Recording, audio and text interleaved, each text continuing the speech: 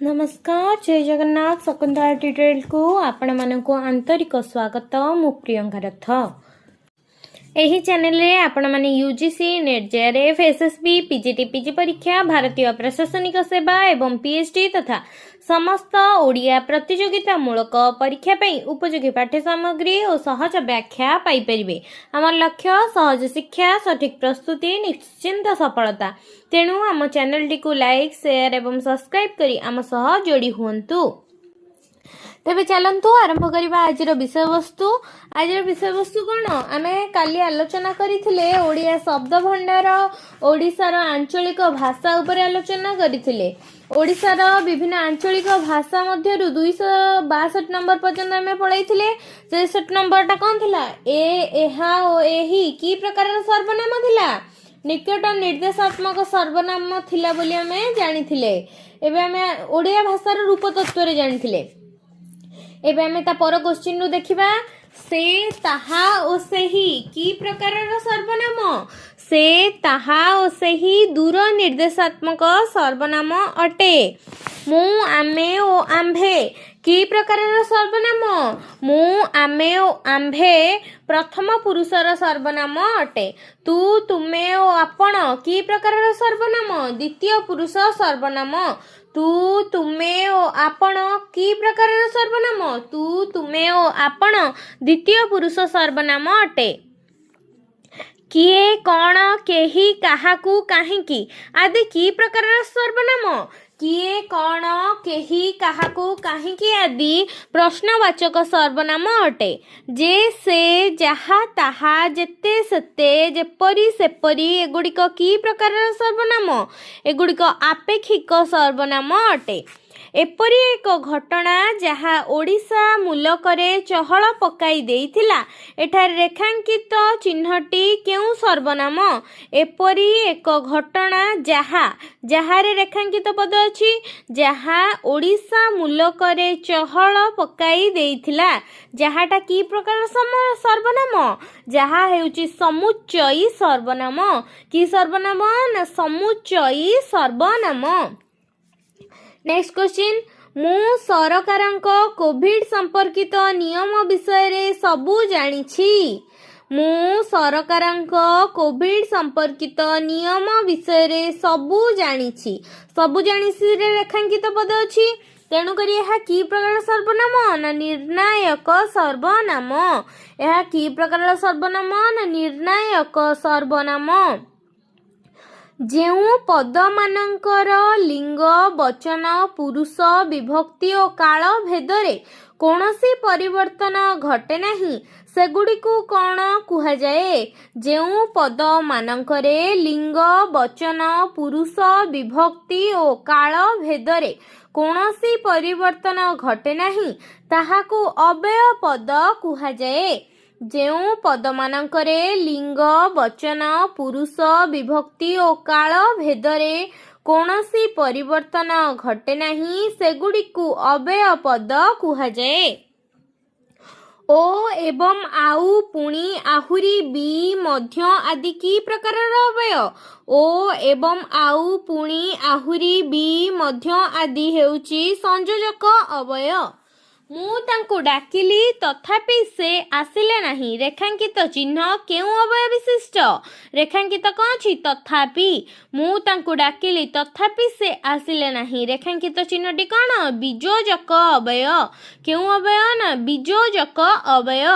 संप्रति देशर अवस्था भल नहीं रेखांकित चिन्हटी केउ अव्यय पद देशर अवस्था अवस्था कौन कालवाचक संप्रति देशर अवस्था भल नहीं रेखांकित कौन अछि अवस्था यह एक काल को सूचौछि तेणु यह कालवाचक अव्यय पद।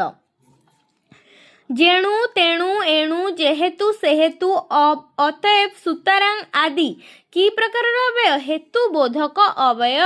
जेणु तेणु एणु जेहेतु सेहेतु अतएव सुतरां आदि हेतु बोधक अव्यय। जेते भल कथा कहिले मध्य सेमाने सुनु नाहांती जेते भल कथा कहिले मध्य सेमाने सुनु नाहांती। एठारे रेखांकित चिन्हटी केउ अव्यय पद परिमाणवाचक ଶୁଣୁ ନାହାନ୍ତି ପରିଣାମ କ'ଣ ହେଲା ନା ଶୁଣୁ ନାହାନ୍ତି। ଅବୟବ ପଦ ଏଠି କ'ଣ ପରିମାଣ ବାଚକ। ରେଖାଙ୍କିତ ପଦ କ'ଣ ଥିଲା ଶୁଣୁ ନାହାନ୍ତି, ତେଣୁକରି କ'ଣ ହେଲା ପରିଣାମରେ ହେଲା କି ଶୁଣୁ ନାହାନ୍ତି, ତେଣୁକରି ଏହା ହେଲା ପରିମାଣ ବାଚକ ଅବୟବ ପଦ। ନେକ୍ସଟ କ୍ୱେଶ୍ଚିନ୍ ବାରମ୍ବାର ପୁନଃ ପୁନଃ ମୁହୁର୍ମୁହୁ ଥରକୁ ଥର କି ପ୍ରକାରର ଅବୟବ ବିପ୍ସାର୍ଥକ ଅବୟବ। ବିପ୍ସାର୍ଥକ ଅବୟବ ବାରମ୍ବାର ପୁନଃ ପୁନଃ ମୁହୁର୍ମୁହୁ ଥରକୁ ଥର କି ପ୍ରକାରର ଅବୟବ ନା ବିପ୍ସାର୍ଥକ ଅବୟବ। ତୁମେ କାହିଁକି ଏପରି କାମ କଲ ରେଖାଙ୍କିତ ଚିହ୍ନଟି କେଉଁ ଅବୟବ ପଦ? ତୁମେ କାହିଁକି, କାହିଁକିରେ ରେଖାଙ୍କିତ ପଦ ଅଛି, ଏହା ହେଉଛି ପ୍ରଶ୍ନବାଚକ ଅବୟବ। ହଇରେ ପିଲେ ଏକଥା କିଏ କଲା ରେଖାଙ୍କିତ ଚିହ୍ନଟି କେଉଁ ଅବୟବ ପଦ? ସମ୍ବୋଧନ ସୂଚକ ଅବୟବ ପଦ। ବିସ୍ମୟ ଚିହ୍ନ ଅଛି, ତେଣୁକରି ଏହା କ'ଣ ସମ୍ବୋଧନ ସୂଚକ ଅବୟବ ପଦ। ତାପରେ କ୍ୱେଶ୍ଚିନ୍ ନା ନି ନାଇଁ ନାହିଁ ନଚେତ୍, ଏଇଟା ତ ଦେଖୁ ଦେଖୁ ହିଁ ଜଣା ପଡିଯିବ ନିଷେଧାର୍ଥକ ଅବୟବ ପଦ। ନେକ୍ସଟ କ୍ୱେଶ୍ଚିନ୍ ଯଥା ତଥା ଯଥା ତଥା ଯେପରି ସେପରି ଏପରି ଏମନ୍ତ ଏମନ୍ତ ଯେମନ୍ତ ତେମନ୍ତ ଆଦି କି ପ୍ରକାରର ଅବୟବ ପଦ? ସାଦୃଶ୍ୟ ବୋଧକ ଅବୟବ ପଦ। ଯଥା ତଥା ଯେପରି ସେପରି ଏପରି ଏମନ୍ତ ଯେମନ୍ତ ତେମନ୍ତ ଇତ୍ୟାଦି କେଉଁ ପ୍ରକାରର ସାଦୃଶ୍ୟ ବୋଧକ ଅବୟବ ପଦ। ନେକ୍ସଟ କ୍ୱେଶ୍ଚିନ୍ ତୁ କିମ୍ବା ସେ ଏ କାମ କରିବା ଦରକାର କିମ୍ବାରେ ରେଖାଙ୍କିତ ପଦ, ତେଣୁକରି ଏହା କ'ଣ ନା ବିକଳ୍ପାର୍ଥକ ଅବୟବ। ତୁ କିମ୍ବା ସେ ମୁଁ କିମ୍ବା ତୁମେ ଏଇଟା କ'ଣ ହେଲା ବିକଳ୍ପ, ମୁଁ କରିବି ନହେଲେ ତୁମେ କରିବ, ଏଇଟା କିମ୍ବା ଲାଗିଲା, ତେଣୁକରି ଏହା ବିକଳ୍ପାର୍ଥକ ଅବୟବ ପଦ। ହଁ ତୁମେ କହିଥିବା କାମଟି ମୁଁ କରିବି ରେଖାଙ୍କିତ ପଦଟି କେଉଁ ଅବୟବ ଅଟେ? ହଁ ରେ ରେଖାଙ୍କିତ ପଦ ଅଛି, ତେଣୁକରି ହଁଟା କ'ଣ ସମ୍ମତି ସୂଚକ ଅବୟବ ପଦ।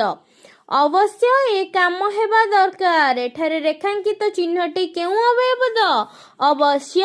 ଅବଶ୍ୟ ରେଖାଙ୍କିତରେ କ'ଣ ହବ ନିଶ୍ଚୟାର୍ଥକ, କମ୍ପଲସରି ଏଇଟା ହବା ଦରକାର, ତେଣୁକରି କ'ଣ ହେଲା ଅବଶ୍ୟ। ଅବଶ୍ୟର ଅର୍ଥରେ କ'ଣ ହବ ନିଶ୍ଚୟାର୍ଥକ ଅବୟବ ପଦ। ଠନ୍ ଠନ୍ ଖଡ୍ ଖଡ୍ ସୁ ସୁ ଫର୍ ଫର୍ ଆଦି କି ପ୍ରକାରର ଅବୟବ ଧ୍ୱନ୍ୟାର୍ଥକ ଅବୟବ। ଠନ୍ ଠନ୍ ଖଡ୍ ଖଡ୍ ସୁ ସୁ ଫର୍ ଫର୍ ଆଦି କି ପ୍ରକାରର ଅବୟବ ଇତ୍ୟାଦି ଧ୍ୱନ୍ୟାର୍ଥକ ଅବୟବ ପଦ। ତାଙ୍କ ଠାରୁ ମୁଁ ଏକ ପୁରସ୍କାର ଗ୍ରହଣ କଲି।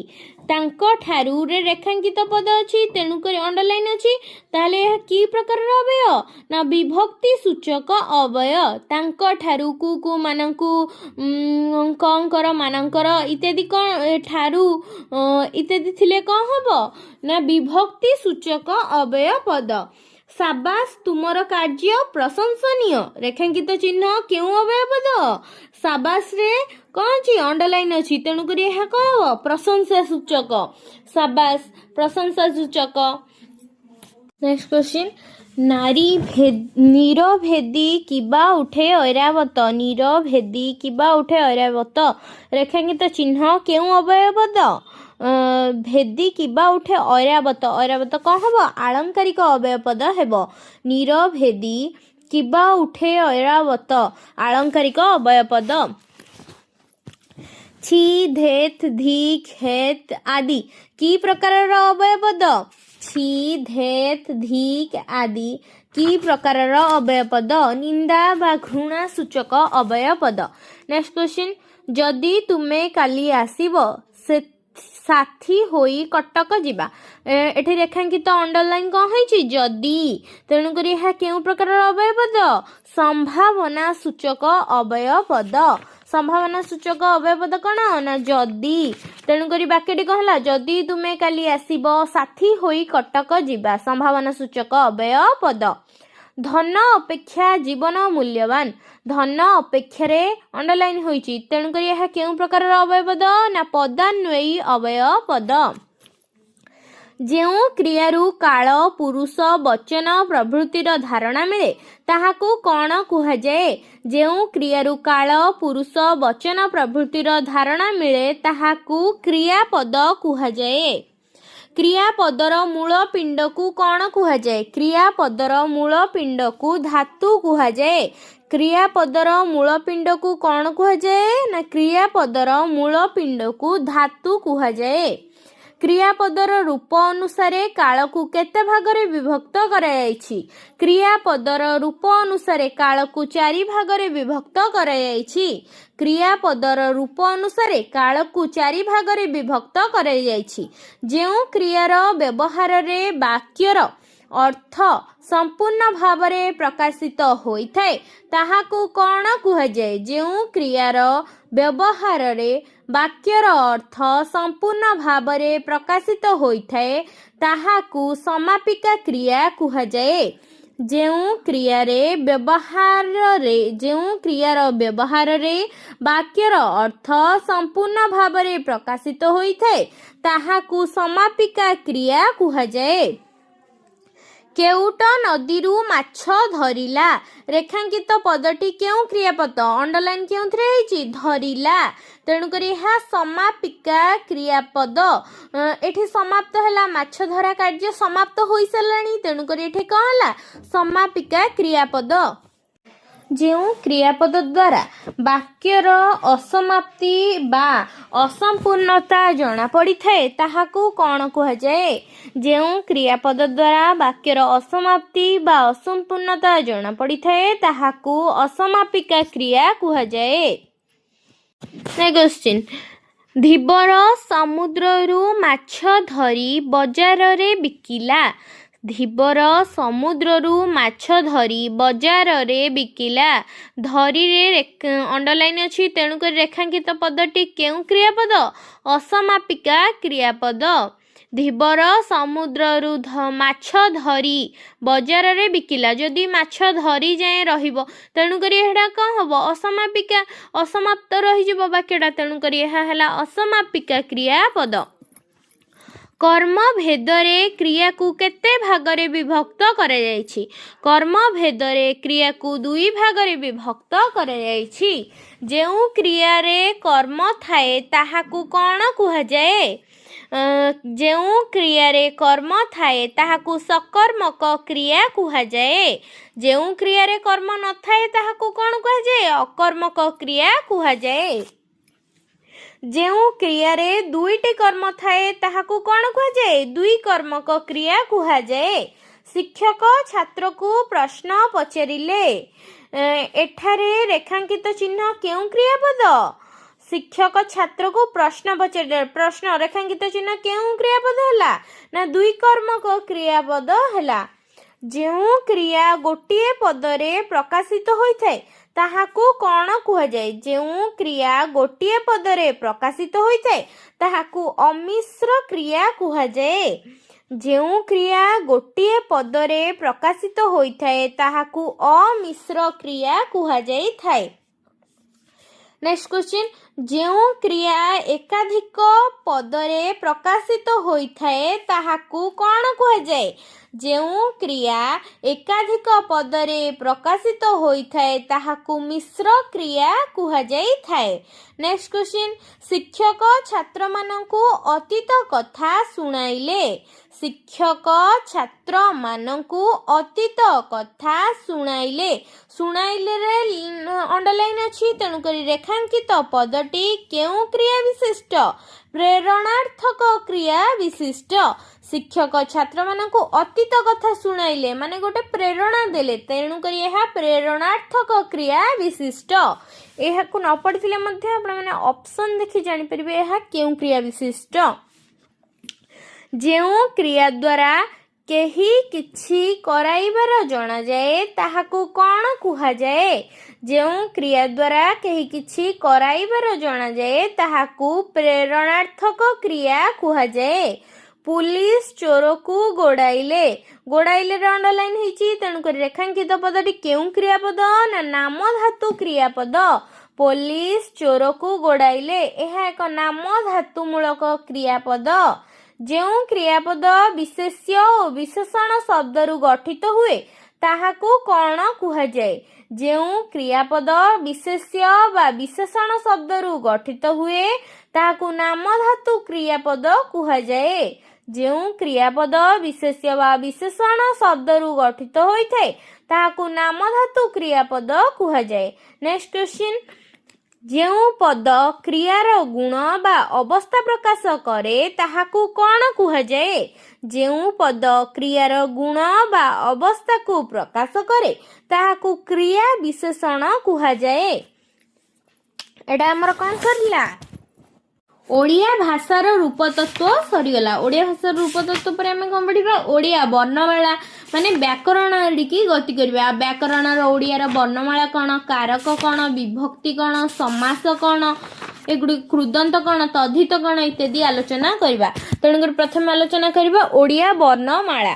ଓଡ଼ିଆ ବର୍ଣ୍ଣମାଳା କ'ଣ ନା ପ୍ରାକୃତ ସର୍ବସ୍ୱ ବ୍ୟାକରଣ ଗ୍ରନ୍ଥଟି କାହା ଦ୍ୱାରା ରଚିତ? ପ୍ରଥମ ପ୍ରଶ୍ନ କ'ଣ? ପ୍ରାକୃତ ସର୍ବସ୍ୱ ବ୍ୟାକରଣ ଗ୍ରନ୍ଥଟି କାହା ଦ୍ୱାରା ରଚିତ? ପ୍ରାକୃତ ସର୍ବସ୍ୱ ବ୍ୟାକରଣ ଗ୍ରନ୍ଥଟି ମାର୍କଣ୍ଡେୟଙ୍କ ଦ୍ୱାରା ରଚିତ। କାହା ଦ୍ୱାରା? ନା ମାର୍କଣ୍ଡେୟଙ୍କ ଦ୍ୱାରା ରଚିତ। ଆଧୁନିକ ଓଡ଼ିଆ ବ୍ୟାକରଣ ଗ୍ରନ୍ଥର ରଚୟିତା କିଏ?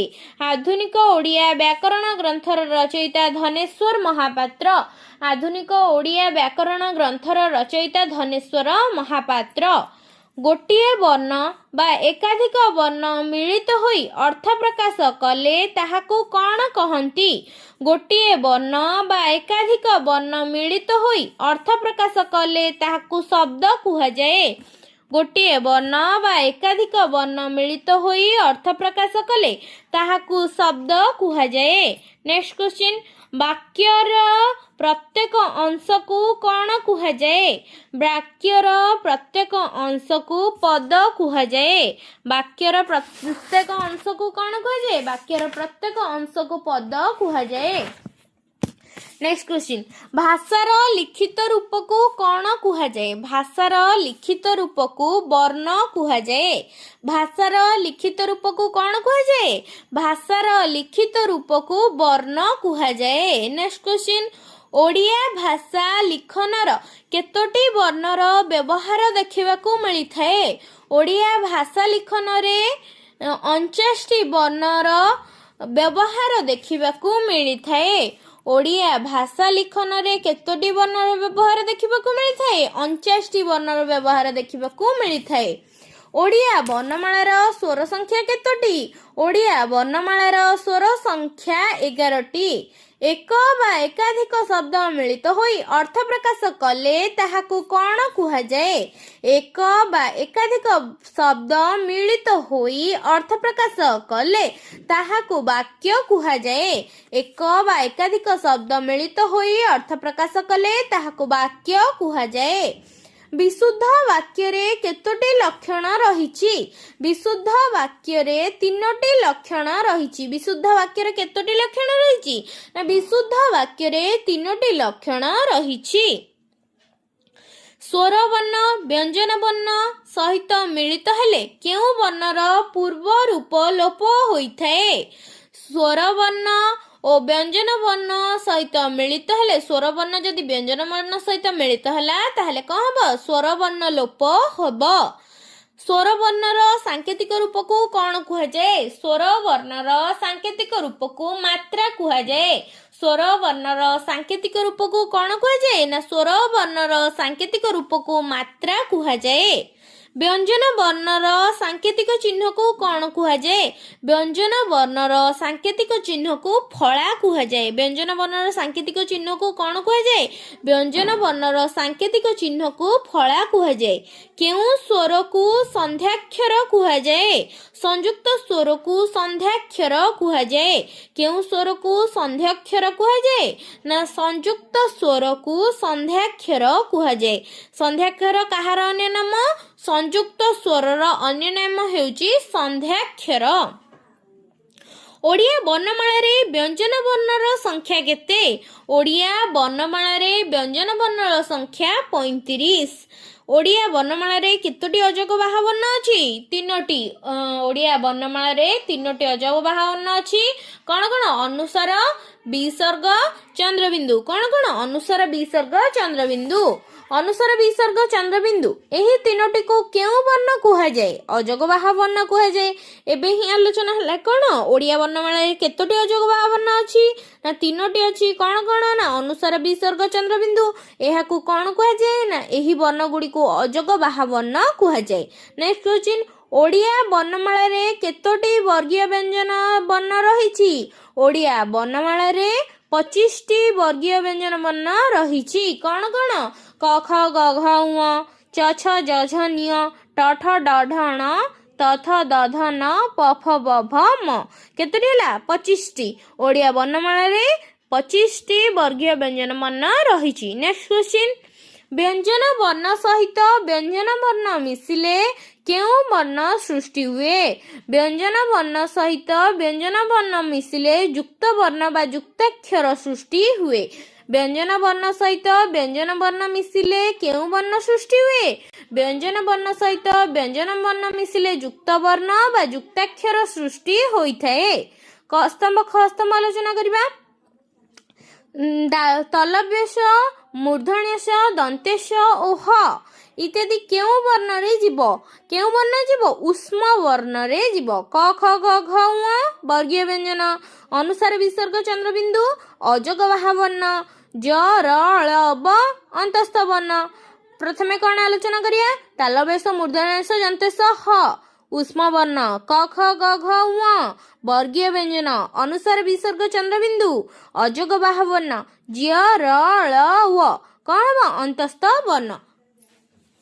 एटा में आलोचना कले कोन ओडिया वर्णमाला ता पूर्वरु आलोचना करथिले ओडिया भाषार रूप तत्व सेम करी आज एति थाउ तापर नेक्स्ट क्लास रे हमें कारक विभक्ति कृदंत तद्धित इत्यादि आलोचना करिबा। ता पूर्वरु हमें ओडिया साहित्यर क ख ग पुस्तक रु और ओडिया साहित्यर ज्ञानकोश पुस्तक रु मध्ये आलोचना करदबा कि व्याकरण दृष्टि रु कोन कोन अछि सेथरे क्वेश्चन एमसीक्यू क्वेश्चन गुडा का आलोचना करदबा। ओडिया भाषार रूप तत्व आज आलोचना हेछि एवं ओडिया भाषार वर्णमाला मध्ये आज आलोचना हे गला। तापरे कारक विभक्ति कृदंत तद्धित आमे आलोचना करिबा।